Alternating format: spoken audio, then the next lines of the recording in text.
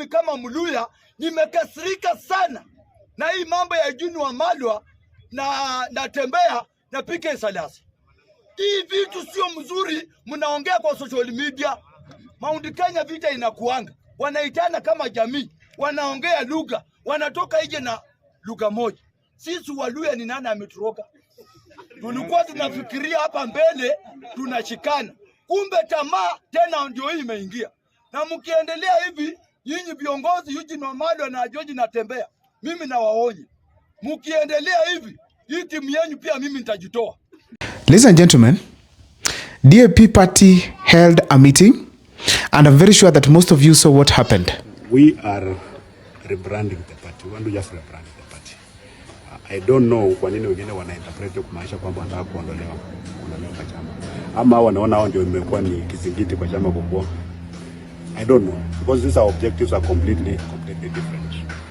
Nataka siku moja ukiambo ya DAP unapata labda SG anatoka Lamu, ama treasurer anatoka Mandera, kama chairman anatoka Trans Nzoia, party leader anatoka mahali pengine, anatoka Kisii. Kuna haja kwenda kwa chama kwa mkutano mnaongea lugha moja. That kind of nonsense is that. Tunataka kupanua chama ikuwe chama kubwa. Most of the leaders in that meeting who came out, they were all angry. If you saw the way Natembeya was speaking, things were not okay. If you heard the statement that was read by the leaders of DAP party, you can clearly tell that there's a problem in the DAP party. Truth be told, that the party leader of the DAP party as we speak today, it is none other than Eugine Wamalwa. The deputy party leader, it is George Natembeya. Ladies and gentlemen, one thing that we also have to know is that as we speak today, among the most popular leaders of the Luhya region, it is not Wamalwa, it is not Wetangula, it is not Mudavadi, but it is George Natembeya. And if there's somebody who is right now giving the people of the Luhya nation hope, it is George Natembeya, that at some point they're going to sit at the table and negotiate for development projects for the people of Western Kenya. But now the questions that have been going around in Kenyan minds is that what was the cause of the wrangles, or maybe the fight? Because the media reported that they were almost fighting, physical fight. Then what could be the cause of this kind of wrangles within the DAP party? That is what is going to form the basis of my analysis here today. But before I take you through, kindly, if this is the first time you're watching my videos at Mukwa Times, please take a second or two to subscribe, like, and comment, because that is the best support you can always give this channel.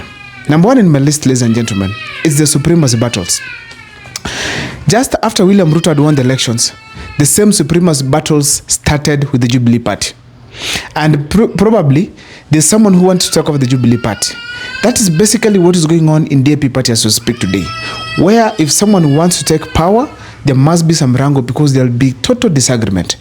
If you remember also at some point, Ford Kenya, led by Moses Wetangula, it was also held in the same kind of a situation where he was almost being thrown out as probably the party leader or even the Secretary General of the same party of Ford Kenya.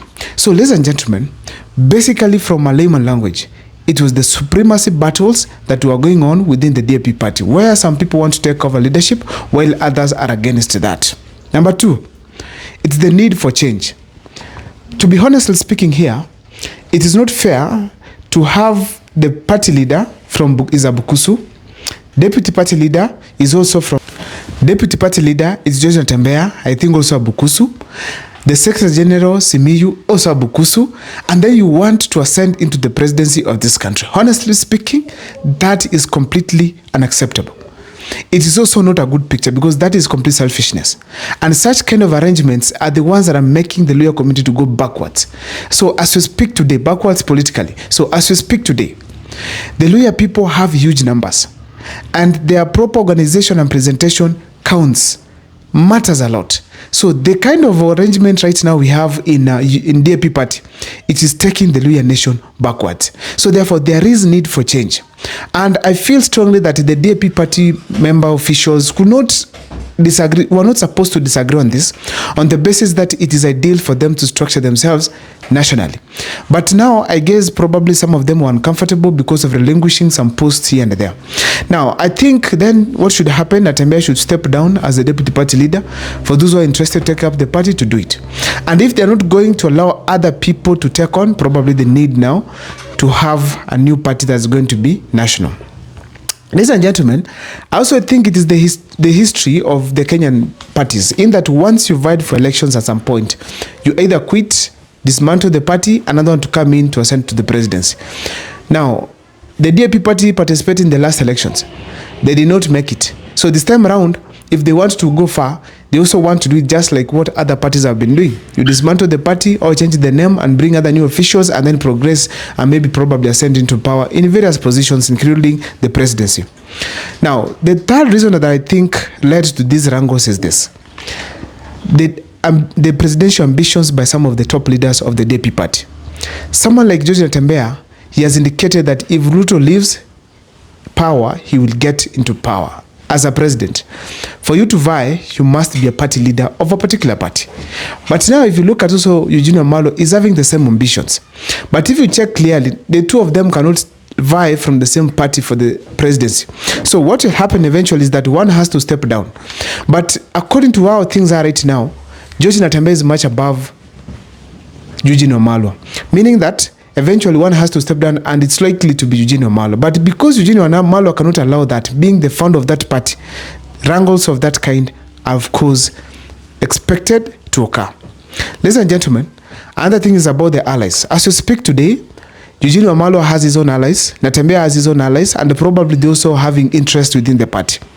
Now, for them to align to various parties, various allies, the fact remains that they have to structure themselves to be able to align, to be able to freely operate with some of these allies in particular parties and particular arrangements. So, if you look at Eugine Natembeya is a very close friend to Dr. Kengo Fred Matiang'i. And if you check, someone like Eugene is very close to Kalonzo Musyoka. So, if these two wants to present their interest within the party, there'll be a problem. So, eventually, these two people have to disagree. So, those are some of the causes of the disagreements we saw in the DAP party. But there's something that we cannot always rule out here. The fact that William Ruto is present. And in such a scenario that now we are seeing the DAP party, it was also the same case in the Jubilee party, in that we had some people coming on board to dismantle the party, claiming to be party leaders. That was a making of the Jubilee, of the Ruto to deal with the Jubilee party. Now, as we speak today, the same things are happening in the DAP party. We cannot rule out that William Ruto could be probably, and his men could be probably engaged or involved in this. And that is a very dangerous game. So the DAP party have to be careful that William Ruto does not influence the operations within the party, and then he takes over and eventually dismantles the party in Western Kenya. We can also not rule out that Moses Wetangula wanting the Ford Kenya to take over Western Kenya, he can also get involved at some point to deal with the DAP party, because it is becoming a threat to most of these big parties within the Western Kenya region. Ladies and gentlemen, that cannot be avoided at all. The Kenya Kwanza government is also determined to bring down the upcoming leaders within the DAP party, like Eugine Natembeya. So in case they're not careful, they're going to be stopped. Another thing that I have to state is here categorically, there could be probably a plan to come up with a new party, especially by either Eugine Natembeya, Eugene Wamalwa, or some factions within the DAP party. And when you see that, when there is such kind of an intention, you will see this kind of wrangles, in that someone is looking for an excuse to quit. And according to me in this case, I'm feeling strongly that it is Eugine Natembeya who wants to get a party, start it, and eventually push for its agendas, and maybe probably in 2027 try to get various spots from various quotas and positions across the country actually. And probably that's the same party wants to use to negotiate for 2027, either as a DP, Prime Minister, Interior Cabinet Secretary, or even go for the presidency if these other opposition leaders decide to back him up. Ladies and gentlemen, if you look at what is happening from Edwin Sifuna, Caleb Amisi, organizing functions across the Western Kenya region, speaking to the people a different language from Raila Amolo Odinga and William Ruto's language. And considering the fact that they are from the Western region, there's a probability that they are going to come together and form a party that's going to champion their interest in 2027. Because they know very well, in the same outfits of ODM, DAP party, and many other parties, their interests will not be taken care of. People are going to control them. And so for them to be free, they have to chart their own path. And that is what we expect to see in a few days to come. Resignation by the ODM Secretary General Edwin Sifuna, of course DAP party having George Natembeya quitting as a deputy party leader, having Caleb Amisi declaring officially going to go with another party. Such kind of activities are going to take place in the Kenyan political terrain, because right now there are disagreements right, left and center. I don't know what is your take as far as what is happening in DAP party is concerned, but in the comment section, can feel free to share with me your opinion, please. See you next time for more videos.